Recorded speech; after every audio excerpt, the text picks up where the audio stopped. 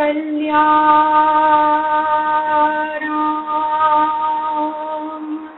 निधारम् कलिमलमथनं पावनां पावनानां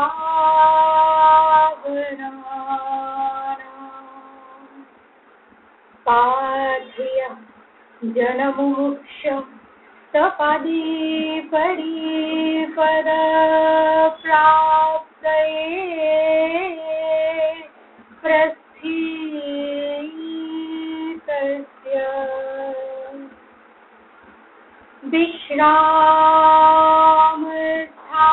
विश्रामस्थानमेकं कविवरवचसं जीवनां सज्जनानां बीजम् धर्मद्रुमस्य प्रभवतु भवतां भूतये रामनाम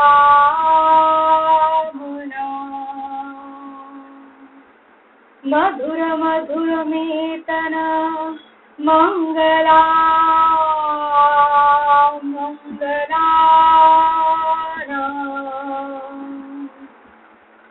सकल निगमवल्ली तत्फलं चित्स्वरूप सखिदपि परिगीतं श्रद्धया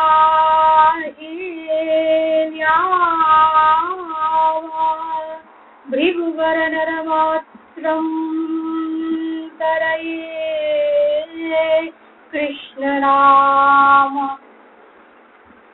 नमः कमलनाभाय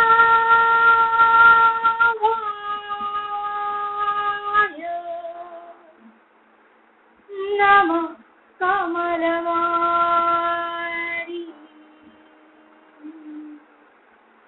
नमः कमलदानाय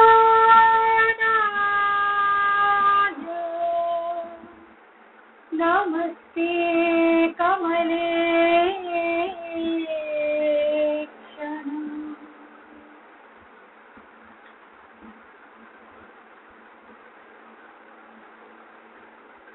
নিয়ম অনুসার কিছু সময় ভগবান নাম সংকীর্তন হোক, তারপর ভাগবত তত্ত্বে প্রবেশ করা যায়। ভজ গিরিধর গোবিন্দ গোপাল ভজ গিরিধর গোবিন্দ ভজ গিরিধর গোবিন্দ গোপাল ভজ গিরিধর গোবিন্দ গোপাল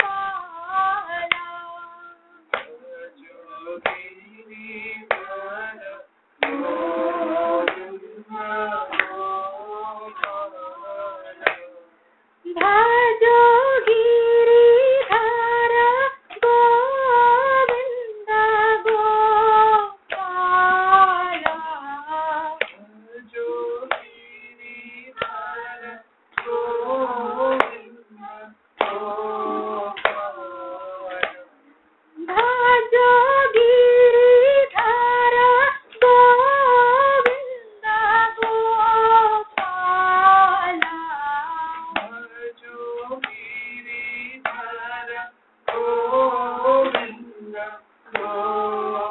গোপাল ভজ গিরিধর গোবিন্দ গোপাল ভজ গিরিধর গোবিন্দ গোপাল ভজ গিরিধর গোবিন্দ গোপাল ভজ গিরিধর গোবিন্দ গোপাল। প্রত্যেকে সাবধান হয়ে জন্মগ্রহণ করেন। আগের দিন সূর্যি এবং সৌনকজির কথোপকথনের মাধ্যমে আমরা জেনেছিলাম বর্তমানে কলিযুগের ধর্ম সম্পর্কে, ঈশ্বরের অবতারাদি সম্পর্কে। খুব সংক্ষেপেই আমরা ঈশ্বরের অবতার সম্পর্কে বর্ণনা শুনলাম, কিন্তু এতে কারণ নিরাশ হওয়ার আবশ্যকতা নেই, কারণ সম্পূর্ণ ভাগবত গ্রন্থ জুড়ে আমরা অবতারদের চরিত্র, ভগবত ভক্তের চরিত্র সমস্ত কিছুই পাব। তো আজকে আমাদের আলোচনার বিষয় হলো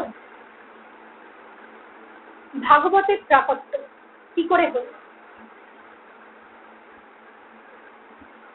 তার আগে আমাদের বেদব্যাস সম্পর্কে কিছু জানা দরকার। মহাভারতে আমরা বেদব্যাস সম্পর্কে অল্প বিস্তর কিছু তথ্য সবাই পেয়ে থাকি।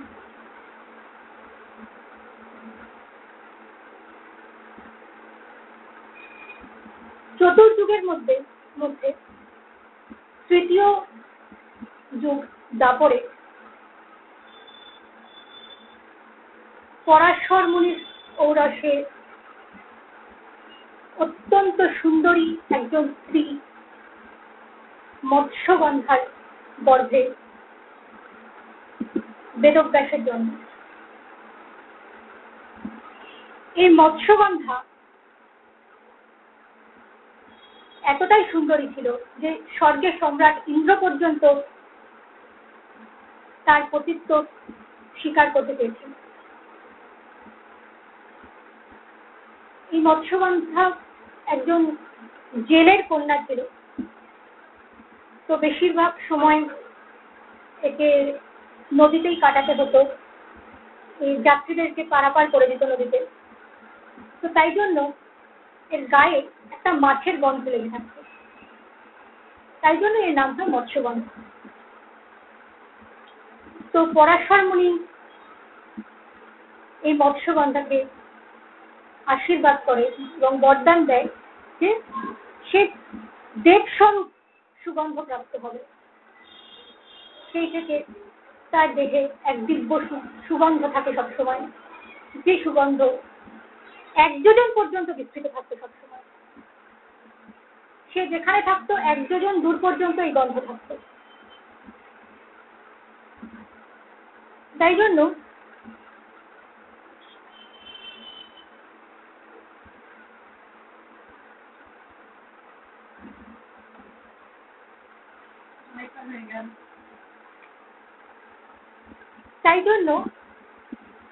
এই মৎস্যগন্ধার নাম হয় যোজন গন্ধা। এই মৎস্যগন্ধাই হচ্ছে মহাভারতে মাতা সত্যবতী, শান্তনুর স্ত্রী, ভীষ্মের মাতা, পাণ্ডু, ধৃতরাষ্ট্র, বিদুরের ঠাকুমা। তো আমরা এই ইতিহাস সবাই জানি, মহাভারত থেকে পেয়েছি। তো যেহেতু মাতা সত্যবতীর বিবাহের পূর্বেই এই বেদব্যাস জন্ম নিয়েছিলেন, তাই জন্য এই বেদব্যাসকেও কিন্তু পাণ্ডুরই বংশের একটা অঙ্গ ধরে, চন্দ্র বংশের একটা অঙ্গ ধরা যায়। তো এইভাবে বেদব্যাসের জন্ম হয়। বেদব্যাস ঈশ্বরের কলা অবতার, ভগবান শ্রীকৃষ্ণের কলা অবতার। তো অবতারের কর্মই হলো লোকশিক্ষা দেওয়া, লোকশিক্ষা দেওয়ার জন্যই এরা আসে। তো বেদব্যাস প্রথমেই ভাবতে থাকলো যে কি করে জগৎ কল্যাণ করা যায়, লোক কল্যাণ করা যায়। প্রথমে সে দিব্য দৃষ্টি দ্বারা ভূত ভবিষ্যৎ বর্তমান সমস্ত কিছুই দেখল এবং দেখতে পেল যে কিভাবে যুগের প্রভাবে, কালের প্রভাবে মানুষের পতন ঘটছে, সমাজের পতন ঘটছে। তিনি দেখলেন যে আগত ভবিষ্যৎ সমাজ, সেখানে যে সমস্ত ব্যক্তিরা থাকবে তাদের আয়ু, শক্তি, বুদ্ধি, সামর্থ্য অতি অল্প হয়ে যাবে। তো সেই জন্য তিনি খুব চিন্তিত হলেন যে কি করে এদের কল্যাণ করা যায়, এরকম অবস্থায় এদেরকে কি করে ধর্মের পথে আনা যায়, এরা তো বেদ বুঝতেই পারবে না। তো সেই জন্য তিনি বেদের 4টে ভাগ তৈরি করলেন, বেদকে চতুর্ভাগে বিভাজন করলেন। এই যে ঋক, সাম, যজু, অথর্ব, আমরা জানি 4টে বেদ, কিন্তু বেদ কিন্তু 4টে নয়, বেদ একটাই। আমি আগেই বলেছিলাম যে বেদ অপৌরুষেয়, ঈশ্বরের ন্যাচারাল শ্বাস থেকে এই বেদের প্রাপত্য। সুতরাং বেদ কখনো বিভাজিত হতে পারে না। বিভাজন পরে করেছেন বেদব্যাস, মানুষের কল্যাণের জন্য, সমাজের কল্যাণের জন্য। তিনি যদি এটা না করতেন তাহলে হয়তো এতদিনে বেদের সমস্ত মন্ত্রই বিলুপ্ত হয়ে যেত। জীব যাতে চিত্ত শুদ্ধির জন্য বেদে যে সমস্ত যজ্ঞের কথা উপদেশ করা হয়েছে, সেই সমস্ত যজ্ঞগুলো মন্ত্রের সাথে পালন করতে পারে, তার জন্যই সহজ সরলভাবে বেদের বিভাজন তিনি করেন এবং এই বেদকে শিষ্য পরম্পরায় চালু রাখার জন্য তিনি একটা সুন্দর ব্যবস্থা করেন। তো এই চতুর্বেদের মধ্যে পৈল ঋগ্বেদে, জৈমিনী সামবেদে, বৈশম্পায়ন যজুর্বেদে, সুমন্ত অথর্ববেদে পারদর্শী হয়ে ওঠেন। এরা প্রত্যেকে বেদব্যাসের শিষ্য।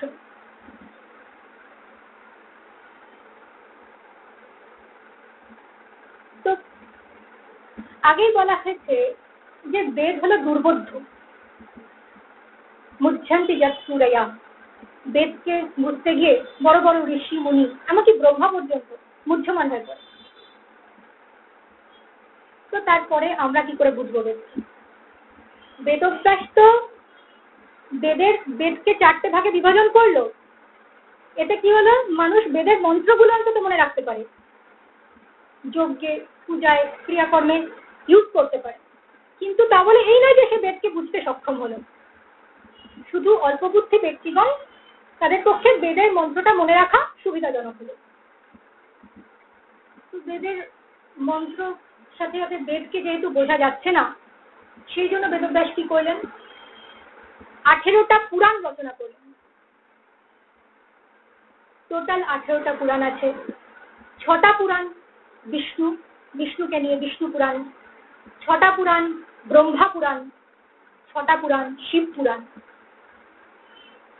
তো বিষ্ণু, ব্রহ্মা, শিব এরা 3জন যথাক্রমে সত্য, রজ আর তমগুণের অধিষ্ঠাতা। তাই জন্য এই 6টা পুরাণ, মানে এই 3টে পুরাণ রাজসিক, তামসিক এবং সাত্ত্বিক ভাগে বিভাজিত। যেগুলো বিষ্ণু পুরাণ সেগুলো সাত্ত্বিক পুরাণ হিসাবে গঠিত, ব্রহ্মা পুরাণ রাজসিক, শিব পুরাণ তামসিক, 3টে ভাগে ভাগ করা যায়।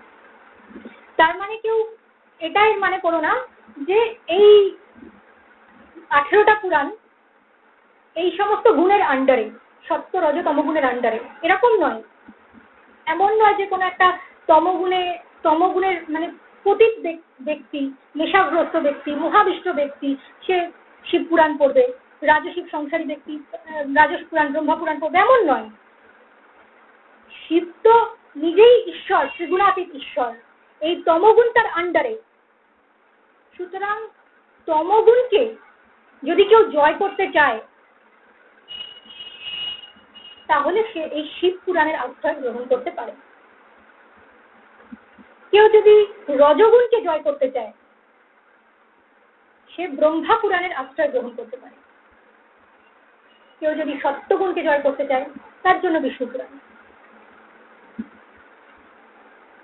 তো বারবার বলছি, ভক্তের উদ্দেশ্য কিন্তু গুণ জয় করা নয়, ভক্তের উদ্দেশ্য ঈশ্বরের সেবা, ঈশ্বরকে সেবা করা, ঈশ্বরকে প্রাপ্ত হওয়া, ভক্তের উদ্দেশ্য ভগবান।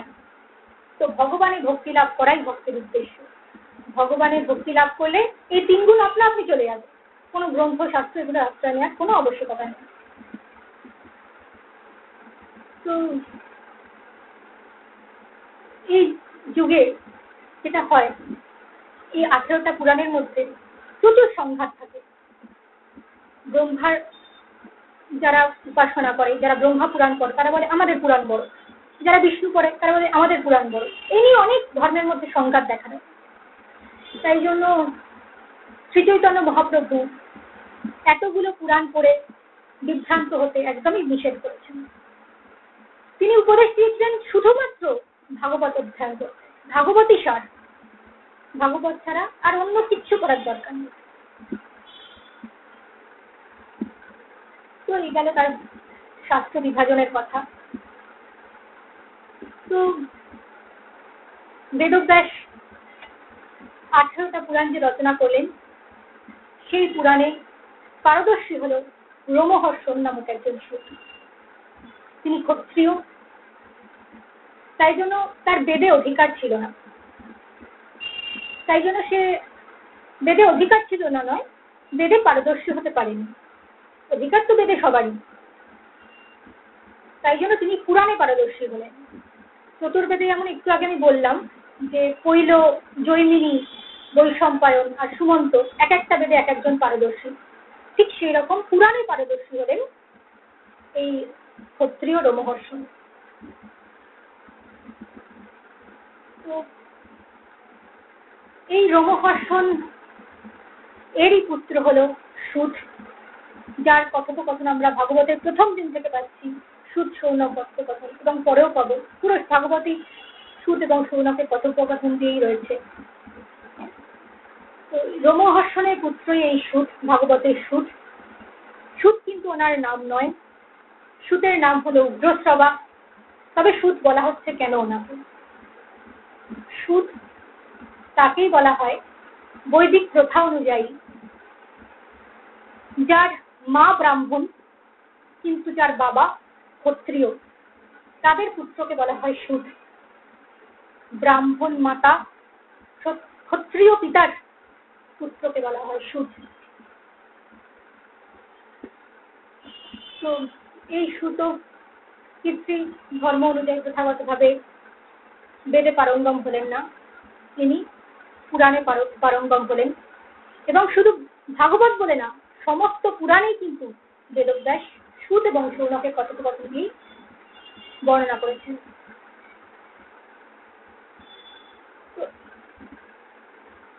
এরপর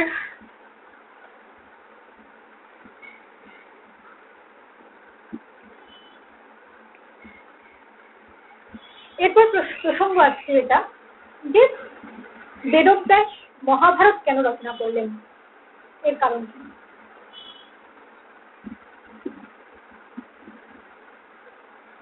বেদব্যাস মহাভারতে,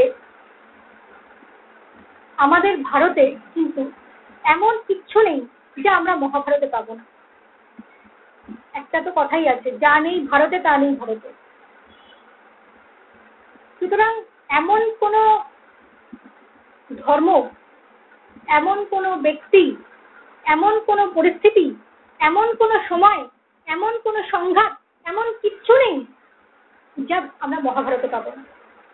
আমাদের প্রত্যেকটা জীবনে যা যা, মানে প্রত্যেকটা দিন আমাদের জীবনে যা যা ঘটে, প্রত্যেকটা ব্যক্তির চরিত্র, প্রত্যেকটা ব্যক্তির সমস্যা, প্রত্যেকটা সমাধান কিন্তু আমরা মহাভারত থেকে একদম পেতে পারি। তো এই মহাভারতের মহানায়ক আমরা সবাই জানি ভগবান শ্রীকৃষ্ণ। তো এই শ্রীকৃষ্ণ মহাভারতের প্রত্যেকটা চরিত্রকে পুতুল নাচের মতো নাচিয়েছেন। এবং শুধু মহাভারত কেন, তিনি তো অনন্ত কোটি ব্রহ্মাণ্ডকে, অনন্ত কোটি জীবকে একই সাথে পুতুল নাচ করাচ্ছেন। ঈশ্বরাস্তর ভূতানাং হৃদ্দেশে অর্জুন তিষ্ঠতি ভ্রামায়ান তদ ভূতানি যন্ত্ররূপানি মায়া। ঈশ্বর প্রত্যেক জীবের হৃদ্দেশে, হৃদয় থেকে যন্ত্রে আরূঢ় পুতুলের ন্যায় নিজ নিজ কর্মানুসারে সবাইকে ভ্রমণ করাচ্ছে, প্রত্যেককে। তো মহাভারতকে তিনি লিখেছেন বেদব্যাস, এটা কিন্তু তার নিজের পরিবারকে নিয়ে লিখেছে। তো কেন লিখেছে আমাদেরকে জানতে হবে। এর কারণ বলছে, স্ত্রী শূদ্র দ্বিজ বন্ধুনাং ত্রয়ীনা শ্রুতি গোচরা কর্ম শ্রেয়সি মূঢ়ানাং শ্রেয়া এবং ভবেদিহ ইতি ভারতমখ্যানাং কৃপয়া মুনিনা কৃতম। বলছে স্ত্রী, শূদ্র এবং পতিত ব্রাহ্মণ যারা, এদেরকে বেদের অনধিকারী বলা হয়েছে। এরা বেদ শুনতে পারবে না। প্রকৃতপক্ষে কথাটা কিন্তু লেখা আছে ত্রয়ী না শ্রুতি গোচরা, কোথাও কিন্তু বলা নেই যে এরা অনধিকারী। বলা হয়েছে এদের শ্রুতি গোচর নয় বেদ, এরা শুনতে পারবে না। বস্তুত একটু আগেই বললাম যে বেদে অধিকার প্রত্যেকেরই রয়েছে, কারণ বেদ পরম পুরুষের নিঃশ্বাস থেকে তৈরি। কেউ এটাকে সৃষ্টি করেনি, ঈশ্বরও এটাকে সৃষ্টি করেনি। সুতরাং যা সনাতন, যা শাশ্বত, তা সবার জন্য, তার বিভাজন হতে পারে না, তার জন্য পার্টিকুলার কোনো সম্প্রদায়ের অধিকার থাকতে পারে না। তাহলে কেন এদেরকে বারণ করেছে? এরা কেন শুনতে পারবে না, কেন শুনবে না? এদের না শোনার কারণ যেগুলো, প্রথম হচ্ছে স্ত্রীলোক। স্ত্রীলোকদের প্রথম ঋতুগত সমস্যা, দ্বিতীয়ত পাতিব্রত্য ধর্ম যথাযথ পালন, তাদেরকে সংসারেই বেশিরভাগ সময় দিতে হয়। তো সেই জন্য তাদের সময় হয়ে উঠবে না। আগেই আমি বলেছি যে বেদে যা যা যজ্ঞ রয়েছে, যা যা মন্ত্র রয়েছে, ঠিক বিধিনিষেধ অনুযায়ী সেগুলো পালন করতে হয়। ঠিক বিধিনিষেধ যদি না মানা যায়, মন্ত্রের কর্মের উল্টো প্রয়োগ হবে, উল্টো ফল হবে। সুতরাং স্ত্রীদের এই কারণে সম্ভব নয়। শূদ্রের কেন সম্ভব না? আমরা ইতিহাসে পেয়েছি যে শূদ্রদের ধর্ম ছিল দাসত্ব করা, ব্রাহ্মণ গোত্র বৈশ্যের সেবা করা। তারা কঠোর পরিশ্রম করে অর্থ উপার্জন করত এবং তা দিয়ে ভরণ পোষণ করত পরিবারে। তো তাদের পরিশ্রম করতে করতেই, প্রভু সেবা করতে করতেই অর্ধেক সময় চলে যেত। তো তাদেরও শোনার সময় ছিল না। আর যদিও বা শোনে, তারা সেই যজ্ঞের বিধিনিষেধ পালন করার সময় বা সামর্থ্য তাদের নেই। তাই জন্য শূদ্র বিচ্ছিত। পতিত ব্রাহ্মণ তো তাদের পাপ কাজে নিজেরাই ব্রাহ্মণত্ব হারিয়েছে, তাদের ব্রহ্ম বিষয় নিষ্ঠা নেই। সুতরাং তারা ব্রাহ্মণ হওয়ারই যোগ্য না, তাই জন্য তাদের বেদে অধিকার নেই। এখানে একটা কথা ভালো করে জানতে হবে যে এই যে ব্রাহ্মণ, কিছু ব্রাহ্মণ রয়েছে, এখন যেহেতু যুগের সাথে সাথে মানুষের মধ্যে কুসংস্কারগুলো অনেক পেটেছে, কিন্তু তাও অনেক ব্রাহ্মণেরই এরকম অহংকার রয়েছে যে আমরা ব্রাহ্মণ ঘরে জন্মেছি। এটা বিশাল অহংকারের ব্যাপার। সেটা এখনো অনেক একদম ইন্টেরিয়ার জায়গায় এরকম প্রথা আছে যে শূদ্রের ছায়া স্পর্শ করে না। এরকম প্রথাগত অনেক কুসংস্কার রয়েছে, কিন্তু তারা নিজেরাই জানে না যে তারা নিজেরা ব্রাহ্মণ নয়।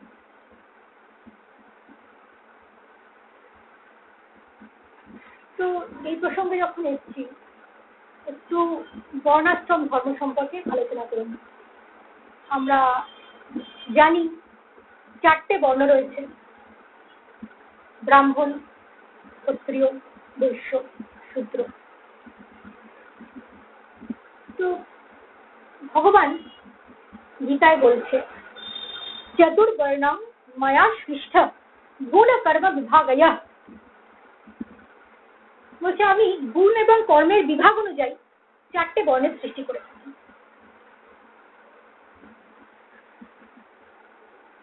অর্থাৎ গুণ শব্দে আমরা জানি ত্রিগুণ, সত্যগুণ, রজগুণ, তমগুণ। প্রত্যেকে খুব মনোযোগ দেওয়া যায়। যে ব্যক্তির মধ্যে যে গুণের প্রাবল্য আছে, অর্থাৎ সত্যগুণ জানি শুদ্ধ নির্মল জ্ঞান, ভগবত বিষয়ক জ্ঞান, রজগুণ জানি সংসারে আসক্ত চিত্ত বুদ্ধি, তমগুণ জানি মূঢ়ত্ব, নারকীয় প্রবৃত্তি। তো যে ব্যক্তির মধ্যে যে গুণ বেশি, সেই অনুযায়ী তার বর্ণ নির্ধারিত হয়, সেই অনুযায়ী সে ব্রাহ্মণ, ক্ষত্রিয়, বৈশ্য, শূদ্র।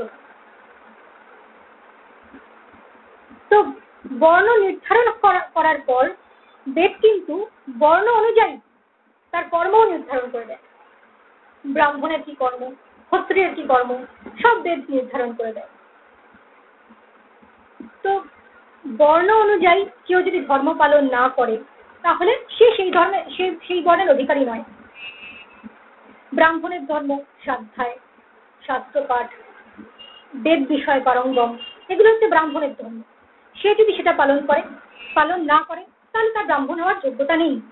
ক্ষত্রিয়ের কাজ হচ্ছে দান করা, দেশের সেবা করা, নিষ্কাম সেবা, প্রজাদেরকে রক্ষা করা। কেউ যদি সেটা না করে, সে ক্ষত্রিয় নয়। এরকম বৈশ্য, শূদ্র, এদের সবারই কর্ম বিভাগ করা রয়েছে। তো যে মুহূর্তে তারা নিজ নিজ বর্ণ অনুযায়ী কর্ম করবে, সেই সময় তারা ব্রাহ্মণ, ক্ষত্রিয়, শূদ্র নিজেদেরকে বলে দাবি করার সামর্থ্য রাখবে। তো এখন এতটাই নিন্দনীয় যুগ, কালের সাথে সাথে সবই নষ্ট হয়ে গেছে ধর্ম। এখন যদি কোনো ব্রাহ্মণ সন্তানকে জিজ্ঞেস করা হয় যে কি পড়ো, সে বলবে আমি MBA করি, আমি ইঞ্জিনিয়ারিং করি, অনেক কথা বলবে। তাকে যদি বলো তুমি শাস্ত্র পাঠ করো, হাসবে যে এসব তো করে। তো সে ব্রাহ্মণ নয়, কারণ তার শাস্ত্র বিষয়ে শ্রদ্ধা নেই, অভিনিবেশ নেই। সে ব্রাহ্মণ কি করে হবে? তো এই চতুর্বর্ণের মধ্যে শূদ্র নিয়ে আগে আলোচনা করি একটু। আমরা জানি, একটু আগে বললাম, শূদ্র অত্যন্ত নিম্ন প্রবৃত্তি দিয়ে ভিক্ষাবৃত্তি হোক, দাসত্ব হোক, প্রভু সেবা হোক, নিচু শ্রেণীর কাজ করে সে তার পরিবারের ভরণ পোষণ করে। অত্যন্ত শারীরিক এবং মানসিক শ্রমের দ্বারা সে অর্থ উপার্জন করে। এটা আমাদের ধারণা এবং এটাই করেছে, এটা ইতিহাস বলছে। তো বর্তমান যুগে যদি আমরা তাকিয়ে একটু দেখি, তাহলে দেখতে পাবো একটা শূদ্র যে পরিমাণে মানসিক এবং শারীরিক শ্রম দিয়ে অর্থ উপার্জন করে, আমরা প্রত্যেকেই কিন্তু এখন অর্থ উপার্জনের জন্য সেই রকম ভাবে উঠে পড়ে লাগি। প্রত্যেকেই, কি ব্রাহ্মণ, কি শূদ্র, কি ক্ষত্রিয়, আমরা সবসময় অর্থ উপার্জনের জন্য শারীরিক মানসিক শ্রম দিই এবং যখনই অর্থ উপার্জনের জন্য আরো বেশি কি করে টাকা কামাবো এটা চিন্তা ভাবনা করে চাকরি খুঁজতে থাকি, তখনই কিন্তু আমরা শূদ্রে পরিণত হয়ে যাই। তো সেই দিক থেকে দেখতে গেলে আমরা কিন্তু প্রত্যেকেই শূদ্র এই যুগে। তো এখানে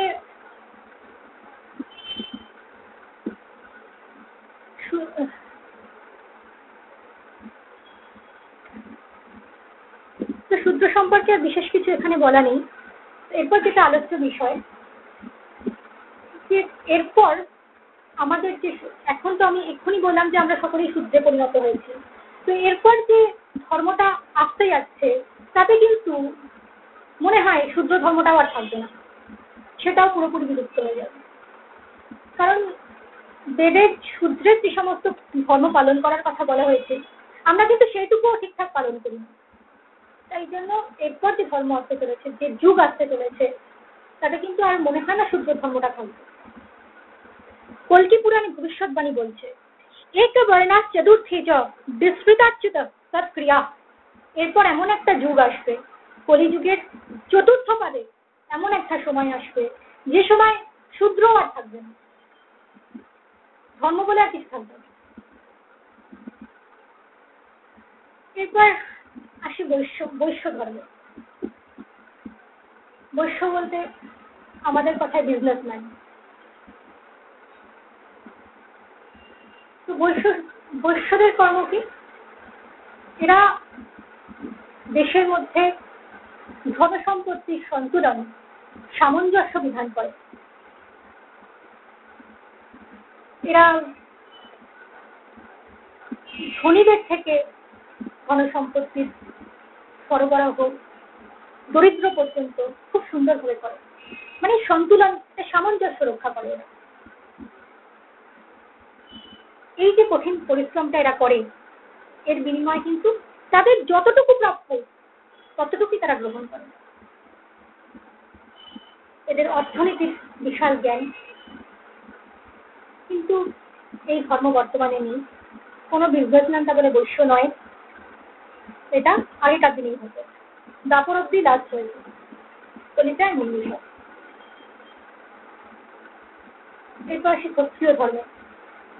ক্ষত্রিয়ের কাজ হচ্ছে, যে দেশের শাসক সেই ক্ষত্রিয়, তার কাজ প্রজাদেরকে নিজের পুত্রের মতো পালন করা।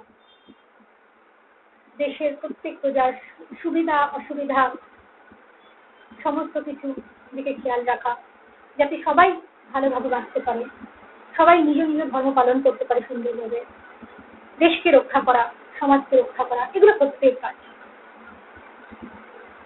ব্রাহ্মণের কাজ কি? ক্ষত্রিয়, বৈশ্য এবং শূদ্র এরা যাতে ঠিকভাবে ধর্ম পালন করতে পারে নিজের নিজের, তাই জন্য এদেরকে সঠিক ধর্ম পালনের শিক্ষাদান, ধর্ম অনুযায়ী শিক্ষাদান করা ব্রাহ্মণের স্বাভাবিক ধর্ম।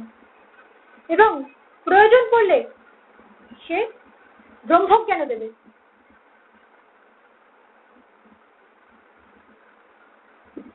তো ব্রাহ্মণ অর্থ এটাই বোঝায় যে যে নিজে ব্রহ্মজ্ঞানী, ব্রহ্ম বস্তুতে যার অভিনিবেশ রয়েছে সেই ব্রাহ্মণ। যে ব্রহ্মজ্ঞানী সেই ব্রাহ্মণ। কেউ কিন্তু জন্মের সাথে সাথেই ব্রাহ্মণ হয়ে জন্মায় না। ব্রাহ্মণ তো হয় তখনই যখন তার উপনয়ন সংস্কারে সে গায়ত্রী মন্ত্রে দীক্ষিত হয়। তার আগে পর্যন্ত কিন্তু সবাই অব্রাহ্মণ। তো তখনকার দিনে উপনয়ন সংস্কার যে করাতো সেও ব্রহ্মজ্ঞ, যাকে করাতো সেও ব্রহ্মজ্ঞ হয়ে যেত। কিন্তু এখনকার দিনে তা নয়। একটা যাকে তাকে পয়সা দিয়ে ধরে এনে একটা কোনো রকমের পৈতে দিয়ে দেওয়া হলো, যে পৈতে দিল তারও ব্রহ্ম বিষয়ক জ্ঞান নেই, তার টাকা রোজগারের দিকে নেয়। আর যাকে দেয়া হলো পৈতে সে তো নতুন বাচ্চা, সে কি বুঝবে, তাকে বোঝানো না হলে। তো এটা ব্রাহ্মণত্ব নয়, ব্রাহ্মণ ধর্মটাও বিলুপ্ত হয়ে যায়। তো এই চতুর্বর্ণ নিয়ে আমি আলোচনা করলাম। এরপর ফিরে আসি আবার বেদব্যাসের প্রসঙ্গে।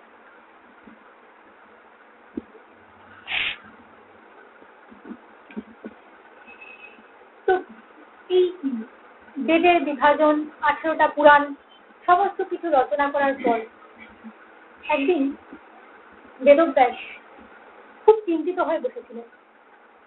ভীষণ অপ্রসন্ন চিত্তে, চিন্তা ব্যাকুল চিত্তে সরস্বতী নদীর তীরে বসেছিলেন। তো সেই সময় নারদজি তার কাছে আসে। নারদজি বেদব্যাসকে দেখে জিজ্ঞাসা করে যে আপনার চিন্তিত হওয়ার কারণ কি? আপনি তো বিশাল বড় লোক কল্যাণ করলেন, বেদের বিভাজন করলেন, মহাভারতের মতো মহাকাব্য রচনা করলেন, তো এখন কেন আপনি এরকম চিন্তিত, এত অপ্রসন্ন কেন আপনি?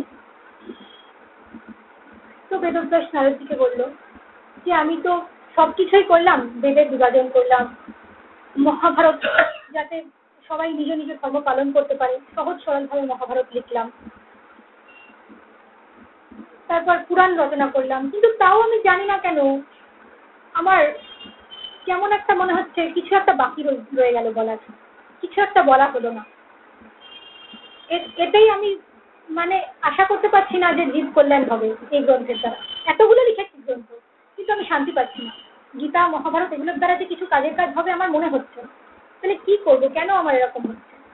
আপনি আমাকে পথ দর্শন করান। নারদজি তখন বেদব্যাসকে বলছে যে আপনি তো বেদ বিভাজন করলেন, সব লিখেছেন লোক কল্যাণের জন্য, সবই ঠিক আছে, কিন্তু আপনি কি শ্রীহরির যশগাথামূলক কোনো গ্রন্থ লিখেছেন? যাতে নিরন্তর শ্রীহরির গুণানুকীর্তনই রয়েছে এমন কিছু গ্রন্থ কি আপনি সংকলন করেছেন? দেখুন, এখানে নারদজি খুব সুন্দর একটা কথা বলেছেন।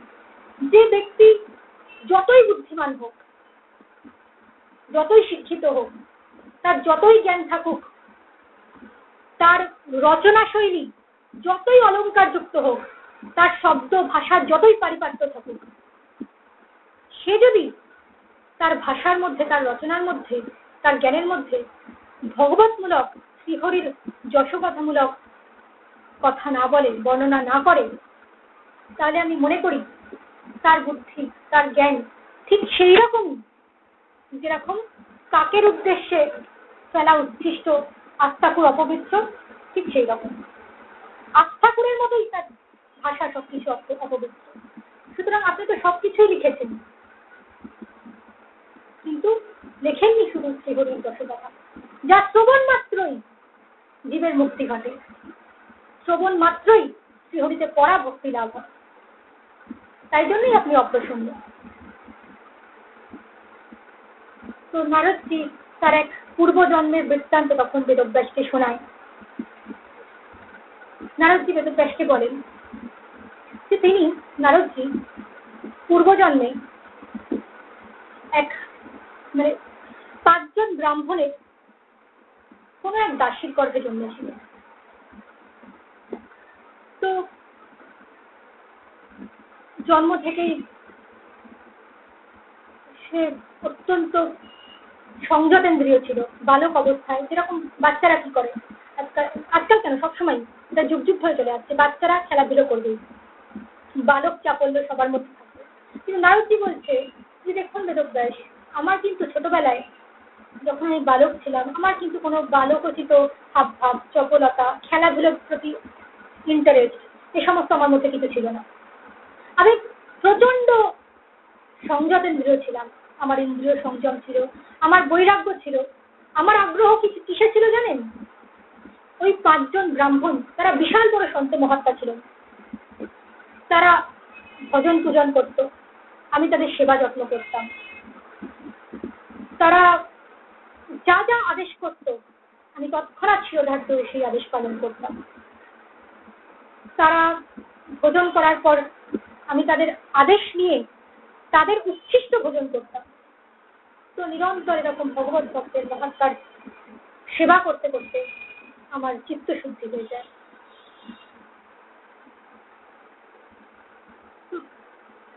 তারা কি শীত, কি গ্রীষ্ম, কি বর্ষা, প্রত্যেক দিন শ্রীহরির গুণানুগান করতেন, শ্রীসন্ধ্যা করতেন।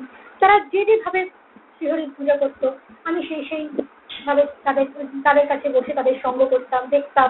আমার সেদিকে খুব আগ্রহ ছিল।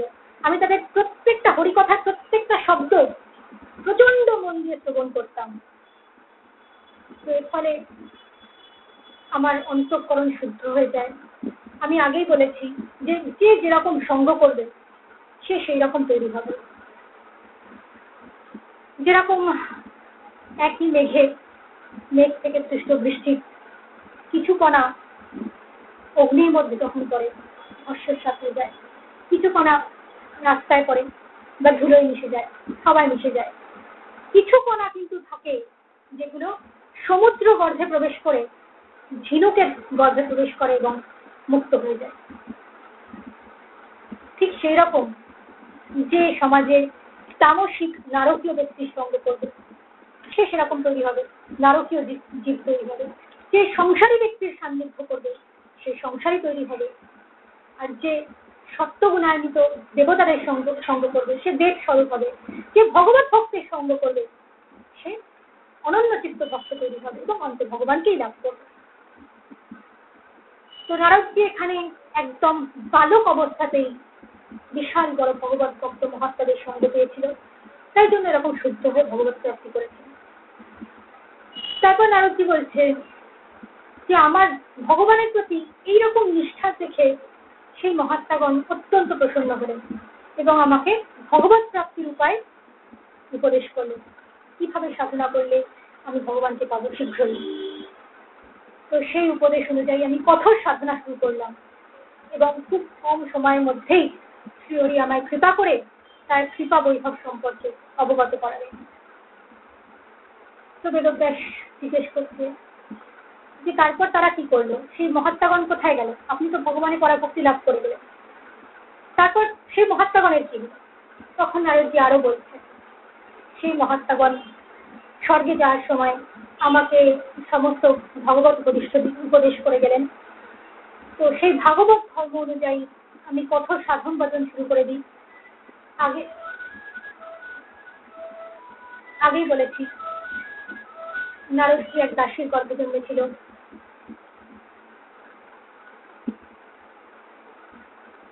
তো নারদজি বলছে আমার কিন্তু সেই সময় মা ছাড়া আর কেউ ছিল না, আমার সমস্ত দেখাশোনা মাই করত, মায়েরও আমি ছাড়া আর কেউ ছিল না। মা যথাসাধ্য আমাকে আমার সেবা যত্ন করতো, কিন্তু দাসী হওয়ার জন্য বিশেষ আমার খেয়াল রাখতে পারতো না। একদিন কি হলো, নারদজি বলছে আমার মা শেষ রাত্রে গো দহন করার জন্য গোশালায় যাচ্ছিল, পথে সর্পদংশনে আমার মায়ের মৃত্যু হয়। বলছে তখন নারদজি বলছে সর্পদংশনে মায়ের মৃত্যু হয়, তারপরে পরের কথাই বলছে বেদব্যাসকে যে দেখুন সাপেরই আর কি দোষ, যা হয় কর্ম অনুযায়ী হয়, প্রারব্ধ অনুযায়ী হয়, ভাগ্য অনুযায়ী হয়। ঈশ্বর তো প্রত্যেকটা ব্যক্তিকে পুতুল নাচের মতো নাচাচ্ছে, সুতরাং এতে সাপের আর দোষ কোথায়? এটা আমরা কেউ ভাবতে পারবো কখনো? এইরকম কথা একমাত্র ভগবত ভক্ত মহাত্মা সন্ত এরাই ভাবতে পারে। কারণ আমি এর আগেই বলেছি যে ভগবত ভক্ত ঈশ্বরের স্বরূপ, এরা অকারণ করুণ হয়, এদের কারোর সাথে কোন রকম স্বার্থের সম্পর্ক থাকে না।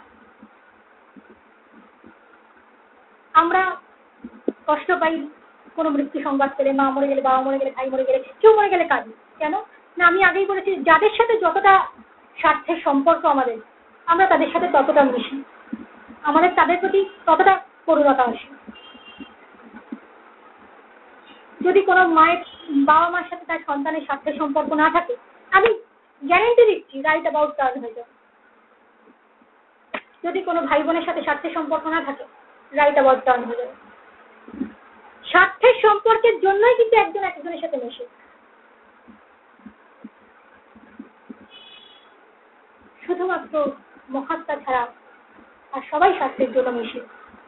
তো নারদজি এরকম একটা সন্ত মহাত্মা, যার কারোর সাথে কোনো স্বার্থের সম্পর্ক নেই, সে লোকের সাথে মেশে শুধুমাত্র যার সাথে মেশে তাকে কৃপা করার জন্য। তো নারদজি বলছে আমার মায়ের মৃত্যুর পর আমি মনে করলাম যে এটা আমার উপর কৃপাই হয়েছে। এটা আমি এর আগেও বলেছিলাম যে মহাত্মারা মনে করে যে সংসার চলে যাবে এটা মানে ভগবান আমাদের কৃপা করছে। আমরা মনে করি যে সংসার চলে আসলে এটা ভগবানের কৃপা, যা নেই সেটা পেয়ে গেলে ভগবান আমাদের উপর কৃপা করছে। মহাত্মারা হবে না, যত চলে যাবে তত আমি ওর দিকে চলে যেতে পারবো, ঈশ্বরের দিকে চলে যেতে পারবো।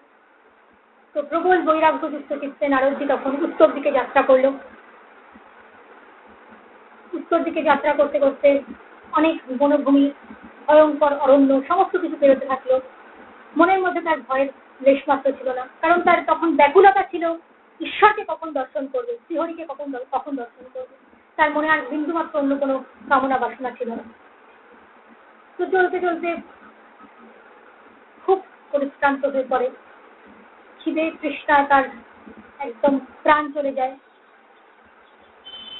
সে তখন হাঁটতে হাঁটতে সামনে একটা সরোবর দেখতে পায়। তো সেখানে সে জলপান করে, আচমন করে এবং পূজা অর্চনা করে, সন্ধ্যা বন্দনা করে সে অশ্বত্থ বৃক্ষের নিচে বিশ্রাম নেয় এবং শ্রীহরির জন্য কঠোর ভজনা শুরু করে, সাধন শুরু করে। তো শ্রীহরির ভাবে ভাবিত হয়ে সবসময় শ্রীহরির ধ্যান করতে করতে সে এমনই তন্ময়তা প্রাপ্ত হয়, শ্রীহরি অত্যন্ত প্রসন্ন হয়ে তার হৃদয় প্রকট হয়। শ্রীহরি তার হৃদয়ে প্রকট হওয়া মাত্র নারদজি গদগদ চিত্ত হয়ে যায়, তার সর্বাঙ্গ রোমাঞ্চিত হয়, পুলকিত হয়, নয়নে প্রেমাশ্রু নির্গত হতে থাকে, প্রেম বিহ্বল চিত্ত হয়ে যায়। তো এমন সময় কি হয়, ভগবান তাকে দর্শন দিয়ে আবার বিলুপ্ত হয়ে যায়। ভগবান তাকে দর্শন দিয়ে আবার চলে যায়। তখন তার অবস্থা কিরকম হতে পারে? পাগল হয়ে যায়। পাগলের মতো খুঁজতে থাকে যে এই একটা সুন্দর মূর্তি আমি দেখলাম, এক্ষুনি ভগবান আমার সামনে এলো, কোথায় গেল? পাগলের মতো তাকে খুঁজতে থাকে। আমি একটা আমাদের মাইক প্রপঞ্চের উদাহরণ দিচ্ছি। যারা গরিব, খুব কষ্ট করে দিন চালায়, তারা যদি হঠাৎ করে লটারি থেকে 1 কোটি টাকা পায়, কি করবে? পাগল হয়ে যাবে আনন্দ, মাথা ঠিক থাকবে না। সে কি করবে? সেই টাকাটাকে ভোগ করবে। কি কি করবে? সেই প্ল্যান তৈরি করবে। এবার প্ল্যান তৈরি করতে করতে হঠাৎ করে টাকাটা আবার চলে গেল, পুরো টাকা আবার চলে গেল, আবার যেখানে ছিল সেইখানে পড়ে গেল। সেই গরিব অবস্থা আবার চলে এলো, দরিদ্র অবস্থা তার আবার চলে এলো। তখন তার অবস্থা কিরকম হবে? একটু আগেই বড় লোক হলো, আবার ফিরে এলো গরিবে, তার অবস্থা কি হবে? সারাক্ষণ সে সেটা চিন্তা করবে কিন্তু সারাক্ষণ ভাবে আমি একটু আগে কি হয়েছিলাম, কোথায় টাটা বিড়লা হয়ে গেছিলাম, এখন আবার ওখানে, মানে পাগল হয়ে যাবে, মানসিক ভারসাম্য হারিয়ে যাবে তার। ঠিক সেরকম যাকে পেলে আর অন্য কিছু পাওয়ার বাকি থাকে না, যে আনন্দ সেই তাকে নারদজি পেয়েছিল, সে হারিয়ে দিল, তাহলে তার অবস্থা কি হতে পারে? সে ব্যাকুল চিত্তে চারিদিকে ঘুরে বেড়ায়, সে কোথায় গেল কোথায় গেল। ঘন অরণ্যে তাকে এইরকম ভাবে রোদন করতে দেখে, পাগলের মতো অবস্থা দেখে শ্রীহরি অতি গুরুগম্ভীর স্বরে তাকে বনের মধ্যে বলে উঠল যে নারদ, তোমার প্রতি অত্যন্ত প্রসন্ন হয়ে আমি তোমায় দর্শন দিয়েছি। দর্শন দিয়ে বিলুপ্ত এই কারণে হয়েছি যাতে তোমার ব্যাকুলতা আমার প্রতি আরো বৃদ্ধি পায়। ভক্তের ব্যাকুলতা আস্বাদন করাই কিন্তু ভগবানের কাজ। ভগবান ভক্তের ব্যাকুলতাকে আস্বাদন করতে চায়, যে ভক্ত আমার জন্য কতটা ব্যাকুল। এর ফলে কি হয়? আরো প্রেম বাড়ে। যে যার প্রতি যত ব্যাকুল তার প্রেম কিন্তু তত বেশি গাঢ় হয়। সুতরাং ভক্তের ব্যাকুলতা ভগবানের প্রতি যত বেশি হবে, প্রেম তত বেশি বাড়বে। তাই জন্য শ্রীহরি নারদকে বলছে, তুমি যাতে সারাক্ষণ প্রত্যেকটা মুহূর্তে আমারই চিন্তা করো, ব্যাকুল হয়ে যাও আমার জন্য, আমার প্রেমে পাগল হয়ে যাও, সেই জন্যই আমি তোমাকে এরকম দর্শন দিয়ে হারিয়ে গেলাম। তুমি চিন্তা করো না, তুমি ভয় পেও না। আমি যখন তোমাকে দর্শন দিয়েছি, আমার পক্ষে কিন্তু অপরিপক্ক যোগী, যাদের কামনা বাসনা এখনো দূর হয়নি, তাদের তাদের আমার দর্শন কিন্তু অত্যন্ত দুর্লভ, তাদেরকে আমি দর্শন দিই না। তোমাকে কৃপা করে তাই দর্শন দিয়েছি। সুতরাং যখন দর্শন আমি দিয়েই দিয়েছি, আর তুমি ভয় পেও না। তুমি এই জীবনটা আমার তপস্যা করে কাটাও। আমি তোমায় কথা দিচ্ছি, দেখান্তে তুমি আমাকে পাবে, দেখান্তে তুমি আমার পার্শ্বদ হবে এবং অনন্তকাল ধরে আমার সাথে নিত্যযুক্ত হবে। তো নারদজি অত্যন্ত প্রসন্ন হলেন এবং বেদব্যাসকে বললেন যে, বেদব্যাস, আমি সত্যি করে তোমায় বলছি, প্রত্যেক কর্ম শ্রীহরিকে অর্পণ করাই ভবরোগের একমাত্র মোক্ষম ঔষধ। আর কোনো রাস্তা নেই। জীব যদি আনন্দ পেতে চায়, ঈশ্বর প্রাপ্তি করতে চায়, তাহলে সমস্ত কর্ম শ্রীহরিকে অর্পণ করাই উচিত।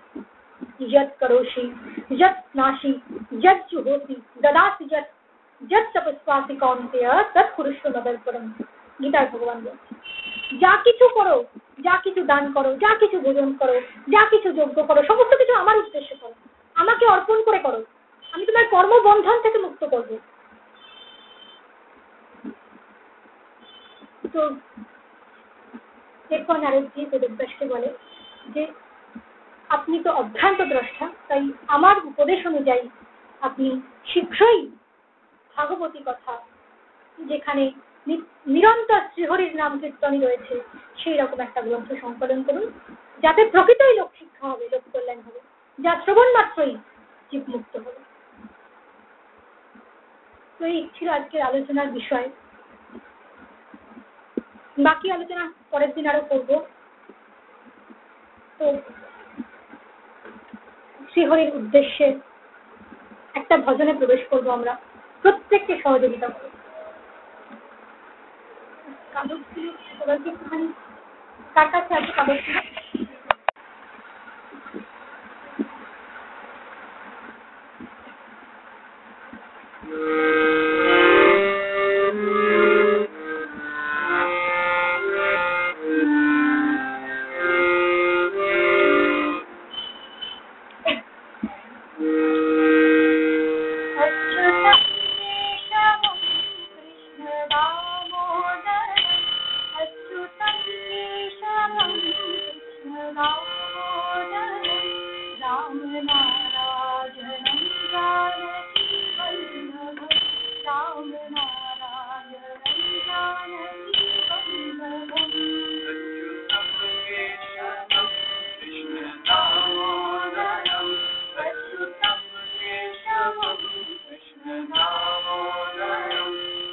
नारायणं जानकी वल्लभं राम नारायणं जानकी वल्लभं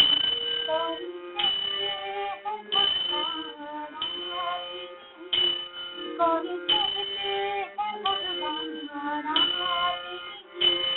मीरा की तरह तुम बुलाते नहीं मीरा की तरह तुम बुलाते नहीं अच्युतं केशवं कृष्ण दामोदरं अच्युतं केशवं कृष्ण दामोदरं राम नारायणं जानकी वल्लभं अच्युतं केशवं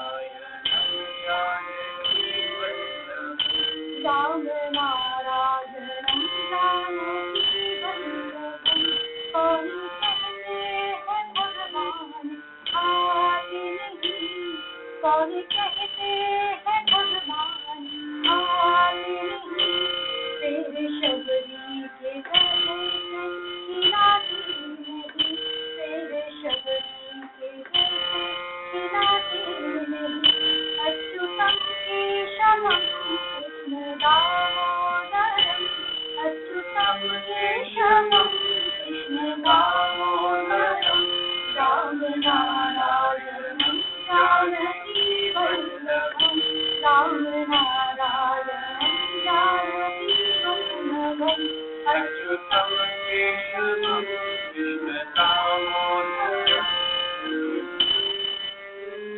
कृष्ण दामोदरं राम नारायणं जानकी कौन कहते हैं भगवान होते नहीं कौन कहते हैं भगवान होते नहीं माँ यशोदा की जैसे सुनाते नहीं माँ यशोदा की जैसे सुनाते नहीं अच्युतं केशवं कृष्ण दामोदरं अच्युतं केशवं कृष्ण दामोदरं राम नारायणं जानकी वल्लभं अच्युतं केशवं कृष्ण दामोदरं राम नारायणं जानकी वल्लभं कौन कहते हैं भगवान नाचते नहीं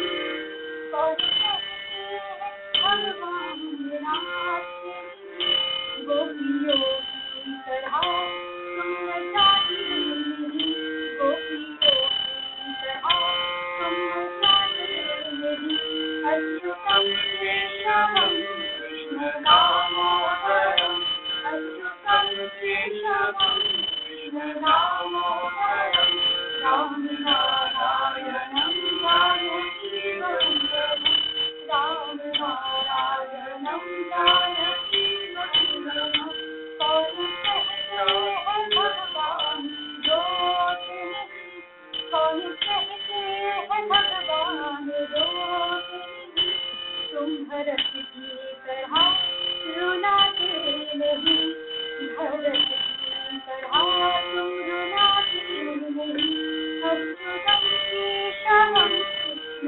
दामोदरं केशवं